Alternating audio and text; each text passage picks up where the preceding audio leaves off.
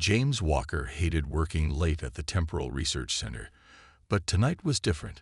The old building was quiet except for the soft hum of his quantum scanner. His eyes were fixed on the ancient film reel spinning slowly in front of him. The label read, "The Misfits, 1961," and something about it wasn't normal. "This can't be right," he muttered, adjusting his glasses. The scanner's readings were unlike anything he had seen in his 15 years as a temporal archaeologist. The energy patterns coming from the film didn't match any known signature in their database. The clock on the wall showed 3:17 a.m. when his computer started beeping. James nearly knocked over his cold coffee as he rushed to check the results. The quantum scanner had detected what looked like brainwave patterns embedded in the film itself, but that was impossible, or at least it should have been. He called his research partner, Mary Thompson, who arrived 20 minutes later looking tired but excited. Her specialty was consciousness studies, and she had been hoping for a breakthrough like this for years. "Show me everything," she said, pulling up a chair next to James. Her eyes widened as she looked at the scanning results. "These patterns, they're similar to human consciousness signatures, but they're somehow preserved in the film's physical structure." Together, they ran more tests. The film reel wasn't just storing images and sound. It had somehow captured something else. Something that should have been impossible with 1961 technology. Or even 2157 technology, for that matter. "Look at this segment," James pointed to a particular scene. The energy readings spike whenever Marilyn Monroe appears on screen. It's like her consciousness left an imprint on the film itself. Mary leaned closer to the screen. "We need to check if this is an isolated case," she said, already pulling up records of other films from the same era. But after hours of scanning, they found nothing similar in any other movie from that time. The next morning, they presented their findings to Dr. Robert Davis, the head of the Temporal Research Center. The old scientist listened carefully, his face growing more serious with each slide of their presentation. "What you're suggesting," he said slowly, "is that we've discovered a form of consciousness preservation that happened by accident over 190 years ago." "Yes," James replied, "but there's more." He pulled up the latest scan results. The energy signature is still active. "It's not just a recording, it's responding to our presence. Whatever this is, it's alive in some way." Dr. Davis stood up and walked to the window, looking out at the morning sun rising over the city's skyline. After a long moment, he turned back to them. "This could change everything we know about consciousness, about death, about the very nature of human existence." He authorized an immediate full-scale investigation. Within hours, their small lab was filled with equipment and specialists. News spread quickly through the scientific community, though they kept the details secret to prevent a media frenzy. As James watched the teams set up their equipment, he couldn't help but think about the woman whose consciousness they might have discovered. Marilyn Monroe, a name that had echoed through centuries of human culture. Had some part of her somehow survived all this time, preserved in the silver nitrate and chemicals of an old film reel? The regular scanning equipment started beeping again. James rushed over, and what he saw made his heart skip a beat. The consciousness signature was changing, growing stronger. It was as if it knew they had finally noticed it after all these years. Mary joined him at the scanner, her face lit by the blue glow of the screens. "James," she whispered, "I think it's trying to communicate with us." As if in response, all the lights in the lab flickered at once. On every screen, the same pattern appeared. A waveform that exactly matched human speech patterns. Someone, or something, was indeed trying to talk to them. The ghost of Hollywood's greatest star had been waiting for almost 2 centuries to be found. And now, she had something to say. Dr. Emily Richardson arrived at the Temporal Research Center the next morning, carrying a large box of equipment. She was the best paranormal quantum mechanics expert in North America, and she didn't waste any time getting to work. Her gray hair was tied back in a neat bun as she set up her specialized scanning devices around the film reel. "These readings are incredible," she said, looking at James and Mary. "But we need to be very careful. If we're really dealing with preserved consciousness, we could damage it if we're not gentle." Robert Thompson, their tech specialist, nodded in agreement as he helped Emily set up her equipment. He was young, maybe 25, but he knew more about quantum scanning technology than anyone else on the team. His hands moved quickly over the control panels, making small adjustments. "The energy levels are strongest between 3 o'clock and 4 o'clock a.m., he explained, pointing to a graph on his screen. "That's when the original movie was filmed. Miss Monroe did most of her scenes during the early morning hours. They decided to wait until the next 3 a.m. to try making contact. The team spent the day preparing. They'd brought in comfortable chairs, lots of coffee, and more sensitive equipment. James couldn't sit still. He kept checking and rechecking everything. At 2:45 a.m., they dimmed the lights and started their equipment.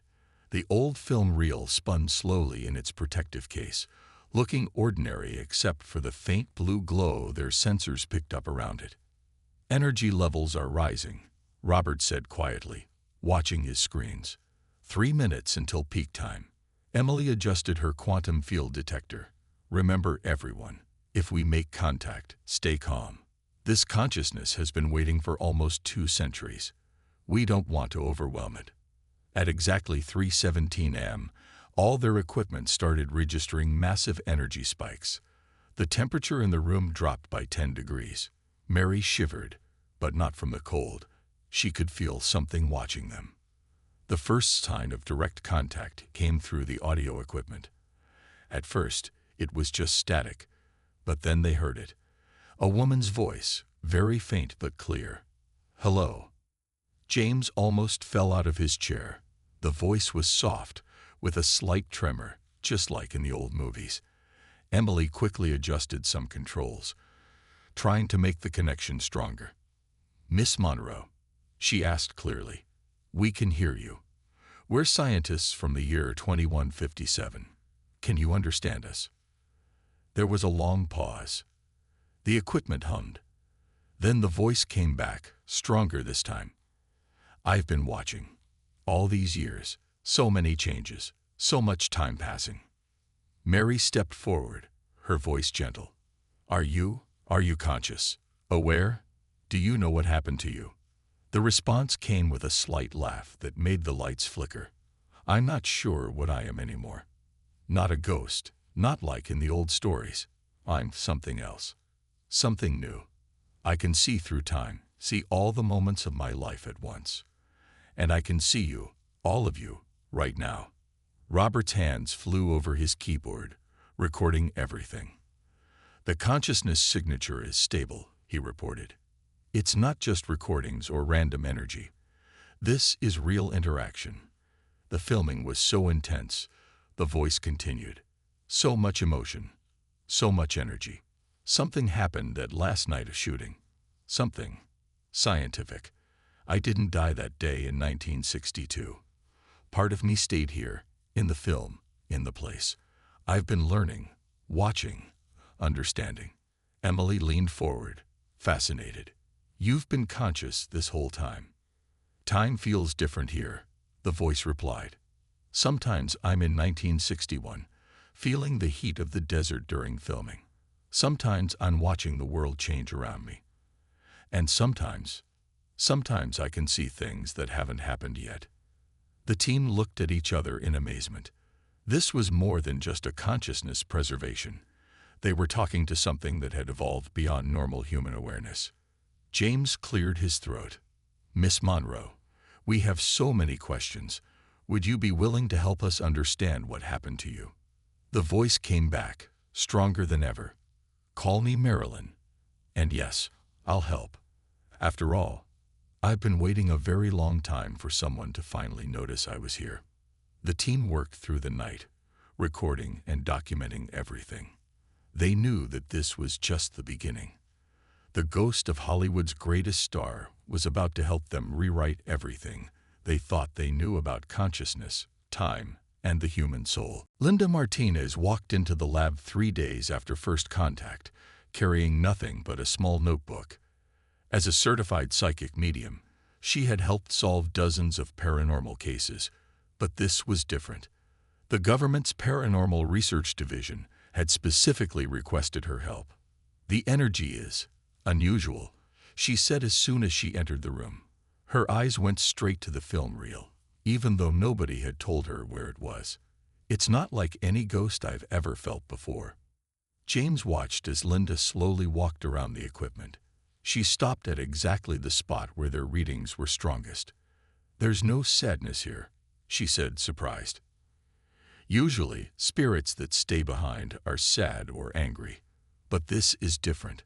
This feels like curiosity." The team gathered around as Linda sat down in front of the film reel. It was 3:15 a.m., almost time for their daily contact window. Emily adjusted the quantum sensors while Robert checked the recording equipment. "Miss Monroe," Linda called softly. "My name is Linda. I'm here to help make the connection stronger." The room temperature dropped, and the familiar voice came through their speakers, clearer than ever before. "You're different from the others. You can see me, can't you?" Linda smiled. "Yes, I can. But you're right. You're not like other spirits. You're something new." "I've been watching humanity change," Marilyn's voice said. "I've seen computers get smaller, phones disappear into watches, cars start flying. But what happened to me? That was an accident. The film, the desert, the emotions that day, everything came together in just the right way." Mary leaned forward. "Can you tell us more about that day?" "We were filming a difficult scene," the voice explained. "Take after take, for hours. The desert was hot. Everyone was tired, but something kept building, like electricity in the air. Then there was this moment, this perfect moment where everything aligned. The cameras, the lights, the emotion. It all created some kind of quantum loop." Robert's equipment started picking up new readings. "The energy signature is changing," he reported. "It's getting stronger, more complex." "Because now I can show you," Marilyn said. The air in the lab seemed to shimmer, and suddenly they could see it. A ghostly image floating above the film reel. It showed the desert, the film crew, and Marilyn Monroe herself, all transparent like a hologram. Linda gasped. "You're not just preserving memories. You're accessing the actual moments in time." "Yes," the voice agreed. "I exist in a place between moments.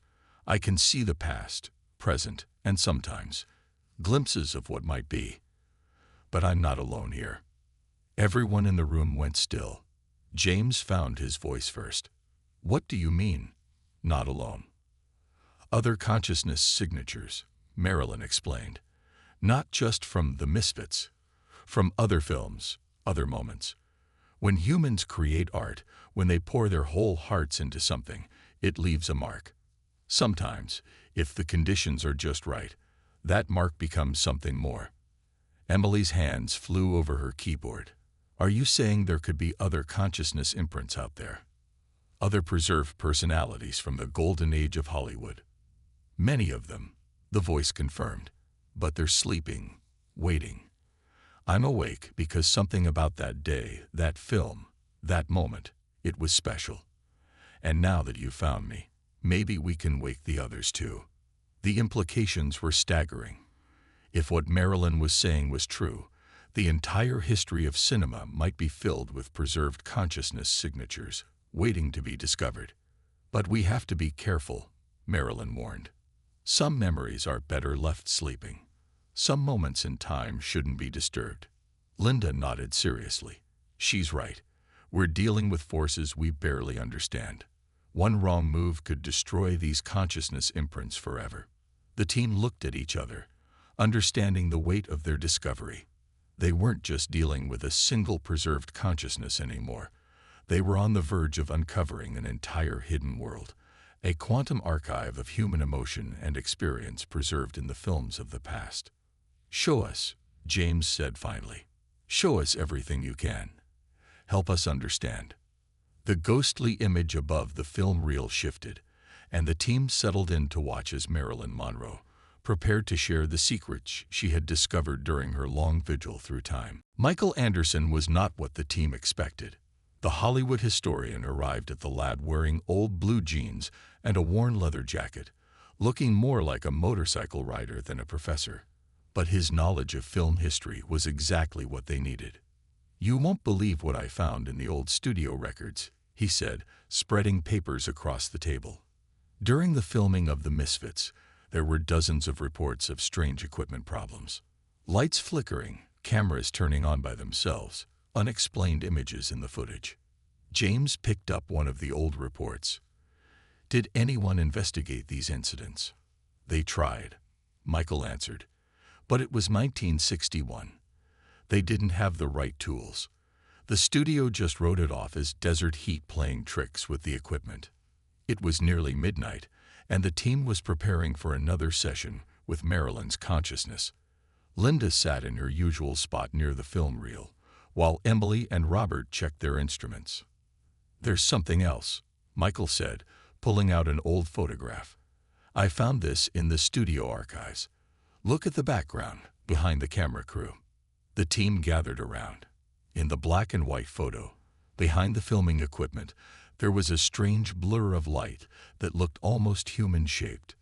"The time stamp on this photo," Mary said, looking closer. "It's from the exact same night Marilyn's consciousness was preserved." The clock struck 3:17 a.m., and the familiar chill filled the room. But tonight was different.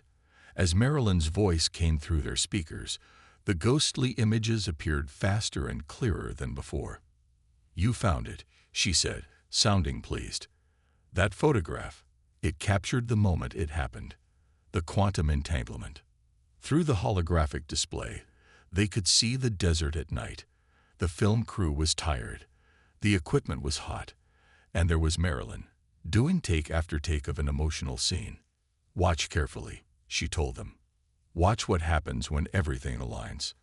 In the hologram, they saw it. As Marilyn performed the scene, the desert wind picked up.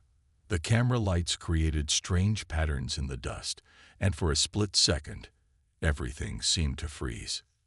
"The emotional energy," Emily said, checking her readings, "combined with the electromagnetic fields from the equipment, the desert minerals, and the atmospheric conditions. It created a perfect storm," Robert finished, "a quantum phenomenon that nobody in 1961 could have understood." But Michael was looking at his other photographs. "This wasn't the only time," he said slowly. "Look at these." He laid out more photos from other famous films. Each one showed similar strange light patterns, usually during intense emotional scenes. "Casablanca, Gone with the Wind, Sunset Boulevard," he listed. All these classic films, they all had reports of strange phenomena during filming. What if every one of these moments created its own quantum imprint? Linda stood up suddenly. "They did. I can feel them now. Like echoes in time, waiting to be heard." Through their equipment, Marilyn's voice grew stronger. "Now you understand. Hollywood isn't just a place where movies were made.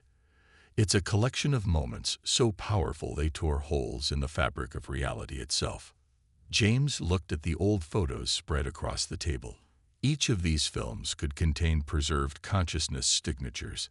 The entire history of Hollywood could be a library of souls, Mary whispered. "But there's more," Marilyn's voice said urgently. "These quantum imprints, they're not just recordings. They're growing, learning, evolving. Every time someone watches these films, every time they feel something while watching, it adds to the energy." The implications hit them all at once. Every classic film ever made might contain something like this. Consciousness signatures becoming more complex with each viewing, each emotional response from an audience adding to their power. "We need to test other films," Emily said, "but carefully. If what Marilyn's saying is true, we're not just dealing with history anymore. We're dealing with living memory, growing and changing with each passing day." The team looked at the pile of photographs, each one possibly marking another consciousness waiting to be discovered. Their project had just grown far beyond anything they had imagined. The ghost of Marilyn Monroe wasn't a unique accident. She was just the first to wake up. Dr. Patricia Wells sat at her computer, surrounded by screens showing complex patterns of light and energy. As the team's quantum computing specialist, she had spent the last week creating a program to map and track consciousness signatures across old films. "Look at this," she said, pointing to one of her screens. The others gathered around her workstation. Each colored dot represents a potential consciousness signature. Red ones are the strongest, blue ones are weaker. The map showed hundreds of dots scattered across America, mostly concentrated in Hollywood and New York. But the brightest red dot was in the Nevada desert, the location where the Misfits was filmed. "Why is Marilyn's signature so much stronger than the others?" James asked, leaning closer to the screen. "I think I know," Linda said quietly. She had been sitting in the corner, making notes in her journal. "It's because she knew she was changing. The other consciousness signatures are like dreams. They don't know they exist. But Marilyn, she was aware of what was happening to her." The team had brought in more equipment, turning their lab into something that looked like a mix between a movie theater and a space command center. Old film reels lined one wall, each one carefully sealed in quantum-shielded containers. Mary walked over to the collection. "We've confirmed similar patterns in 12 other films so far," she reported. "But none of them are as active as the Misfits." Robert, who had been quiet all morning, suddenly called out from his station. "Everyone, come here. Something's happening." The team rushed to his screens. The energy readings from Marilyn's consciousness signature were changing, becoming more organized, more complex. "She's trying to show us something new," Linda said, her eyes closed in concentration. "Something important." The holographic display flickered to life. But this time, instead of showing scenes from the past, it displayed what looked like a network of glowing lines connecting different points across the country. "These are quantum pathways," Marilyn's voice explained through their speakers. "Links between different consciousness signatures. We're all connected, all talking to each other in ways you can't hear." Until now. Patricia's fingers flew across her keyboard. "The signatures aren't just preserving single moments," she said excitedly. "They're creating a network, sharing information across time and space. Like a quantum internet of souls," James whispered. Emily adjusted some controls, trying to get a clearer picture. "But why show us this now? What changed?" "Because it's growing stronger," Marilyn's voice said. "Every day, more people watch these old films. Every emotion they feel, every tear they cry, every laugh they share.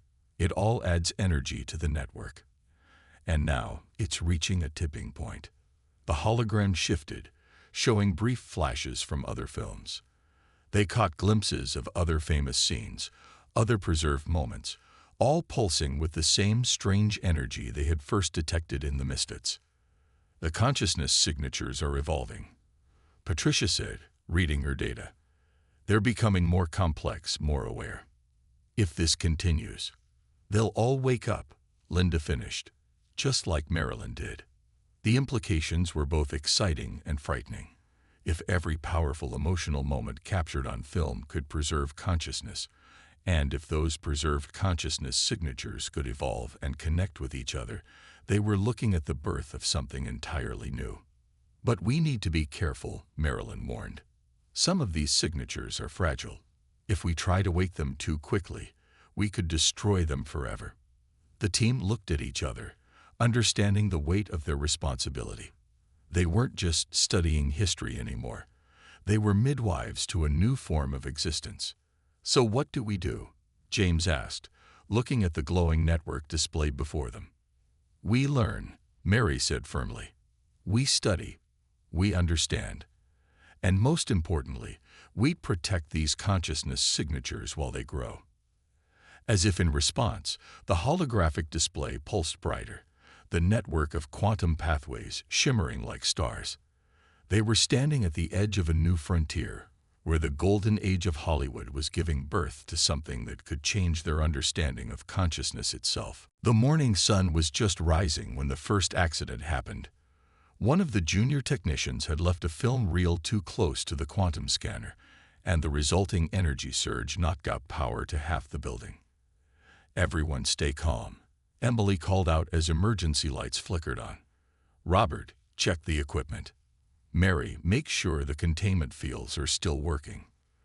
But something was different. When the power came back on, the holographic display showed not just Marilyn's consciousness signature, but 3 others as well. The surge had accidentally awakened more of the sleeping consciousness signatures. "Oh my God," Linda whispered, her hands shaking slightly. "I can feel them all. They're confused, scared." Through their speakers, they heard new voices mixing with Marilyn's. One was deep and masculine, another had a slight accent, and the third was soft and musical. All were voices from Hollywood's past, awakening after decades of sleep. "It's okay," Marilyn's familiar voice said to the others. "These people are here to help. They understand what happened to us." James rushed to the quantum readings while Patricia tried to identify the new signatures.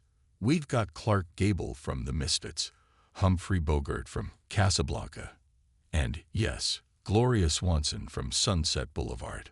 The room filled with swirling images as each consciousness tried to project their memories.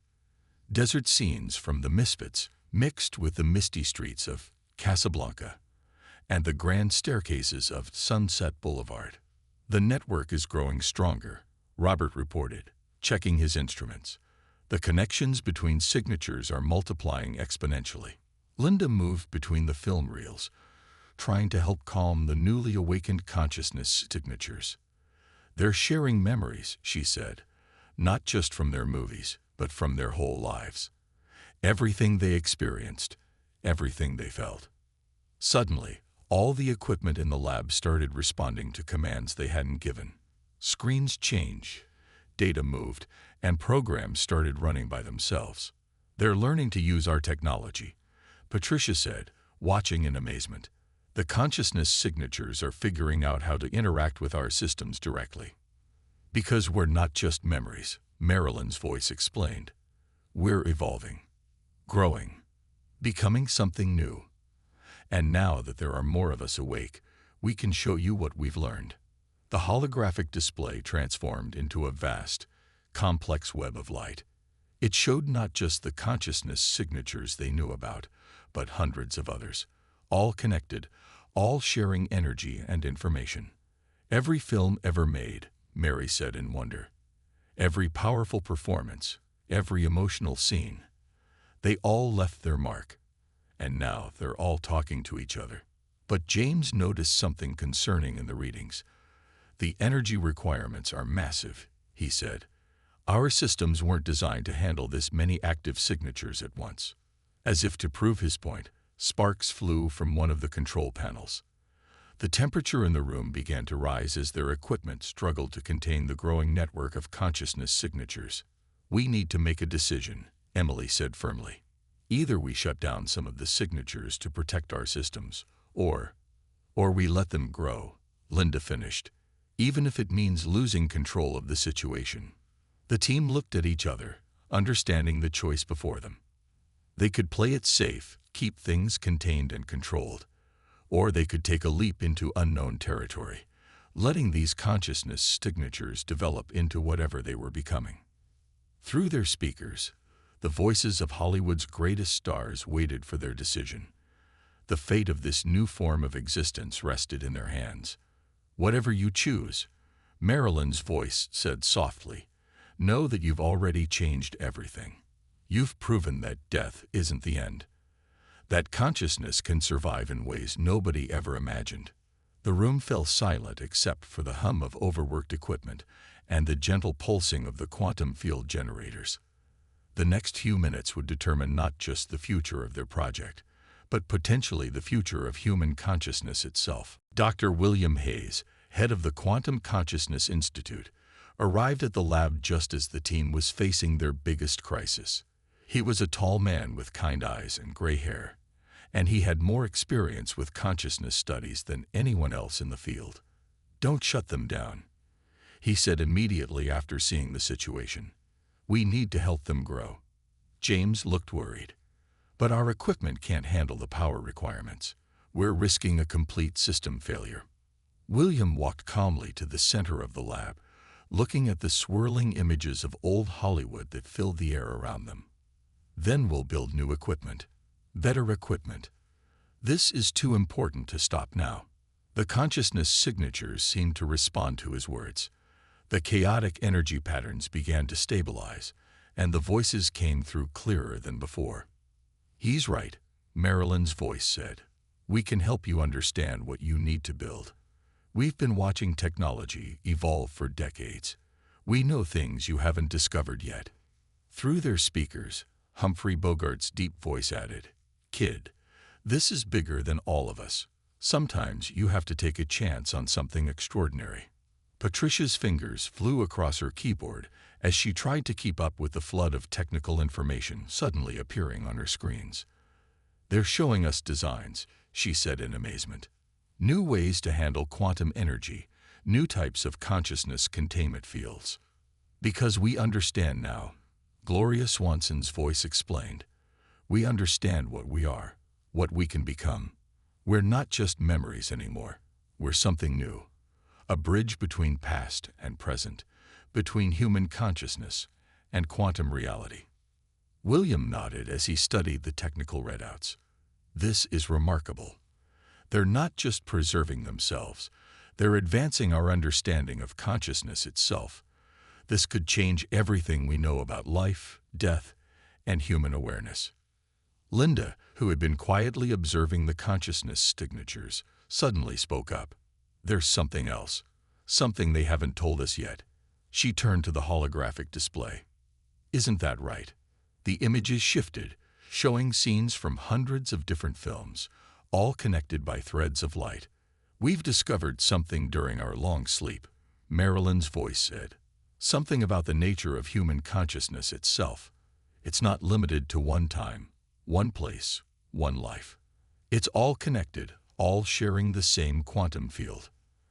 "Are you saying," Mary asked slowly, "that all human consciousness is connected like this?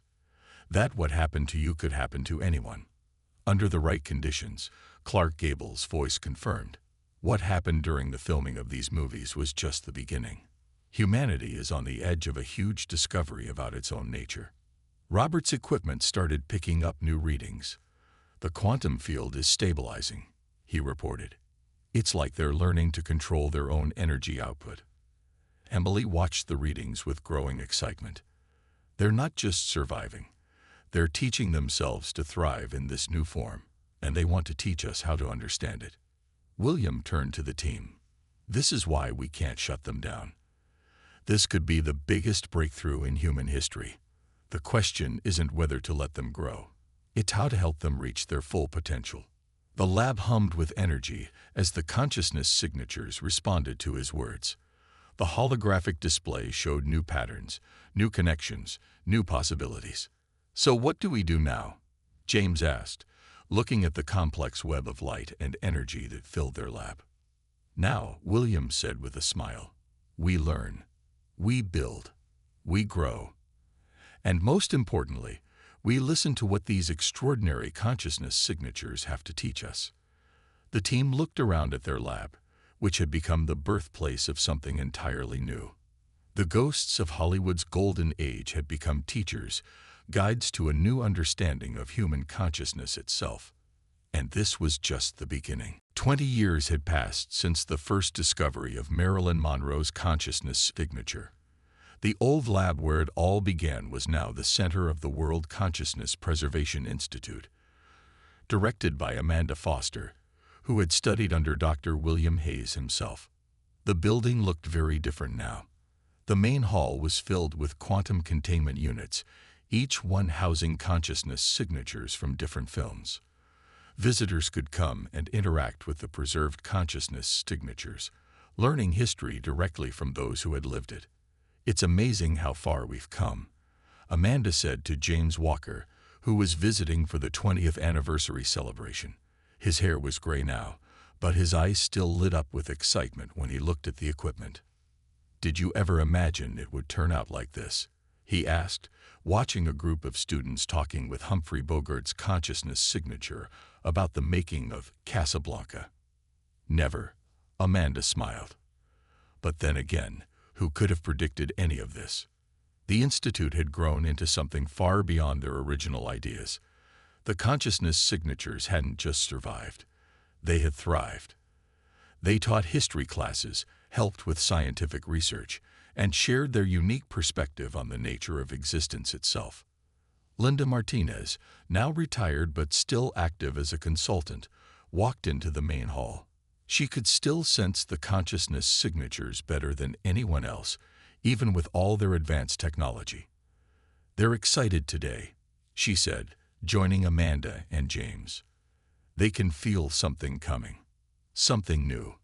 As if on cue, the main display lit up with Marilyn's familiar presence. But she wasn't alone.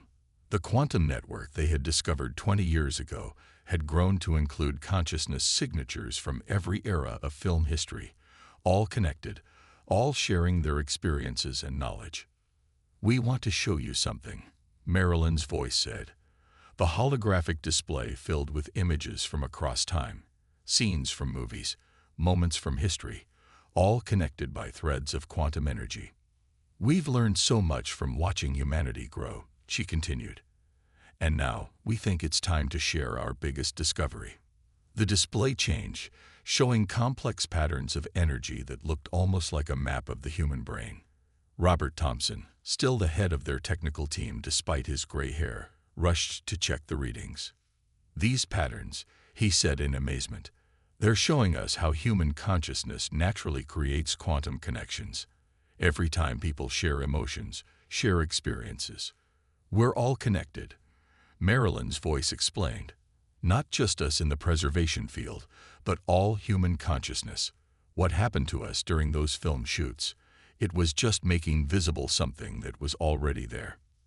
Mary Thompson, who had never lost her sense of wonder about their discovery, stepped forward.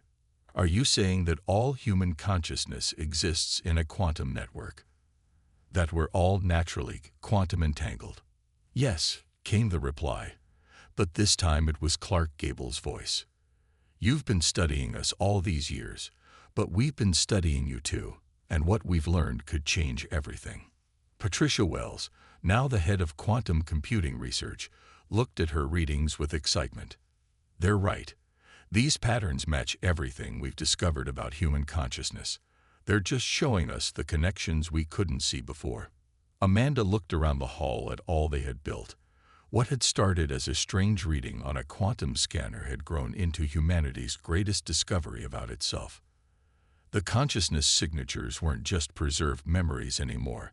They had become teachers, guides, and bridges to understanding human consciousness in ways nobody had imagined possible. "So what happens now?" James asked, looking at the swirling patterns of light and energy that filled the hall. "Now," Marilyn's voice said warmly, "we continue to grow together.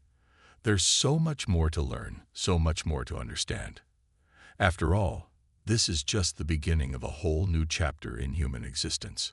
The hall filled with the gentle hum of quantum fields as consciousness signatures from across time and space continue their endless dance of connection and discovery. What had started with a mystery on the set of the Misfits had become humanity's gateway to understanding its own true nature. And somewhere in that quantum network, Marilyn Monroe's consciousness signature smiled, knowing that she had helped bridge the gap between what humanity was and what it could become.